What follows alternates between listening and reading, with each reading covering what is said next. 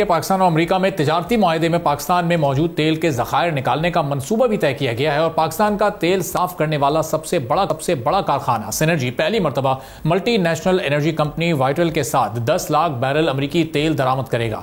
Synergy और vital का आजमाइशी spot cargo अगर फायदेमंद और दस्तियाब रहा तो हर माह कम अज कम एक कार्गो इंपोर्ट किया जा सकता है। पेट्रोलियम डिवीजन के मुताबिक 9 साल के 9 महीनों में मकामी पैदावार में 11% कमी देखी गई है, जबकि बैनुल अक़वामी इदारे इस बात को साबित कर चुके हैं कि पाकिस्तान में तेल और गैस के वसी ज़खायर मौजूद हैं।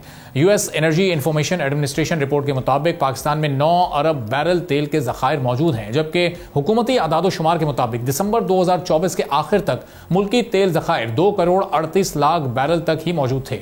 पाकिस्तान में सालों से ऑयल एक्सप्लोरेशन के लिए मुख्तलिफ कंपनीज काम कर रही हैं, लेकिन अभी तक तेल की तलाश और पैदावार में इजाफा नहीं हो सका है। तेल की तलाश का सबसे ज्यादा काम सिंध में किया जा रहा है, जहां 247 कुओं से तेल और गैस निकाली जा रही है। पंजाब में 33 तेल और गैस के कुओं पर काम जारी है। खैबर पख्तूनख्वा में 15 कुओं से तेल और गैस निकाली जा रही है। तेल और गैस के बड़े ज़खायर रखने वाले सूबे बलूचिस्तान में सिर्फ 4 कुओं पर ही ये काम हो रहा है। आखिरी मरतबा खैबर पख्तूनख्वा में 2021 में लकी मरवत के इलाके बेटनी और 2022 में शुमाली वजीरिस्तान की तहसील शिवा में गैस और तेल के वसी ज़खायर दरियाफ्त किए गए थे। मकामी तौर पर निकाला जाने वाला ऑयल पाकिस्तान की मुल्की ज़रूरियात को सिर्फ 10 से 15% ही पूरी कर सकता है, इसलिए 80 से 85% ऑयल दीगर ममालिक से इंपोर्ट किया जाता है।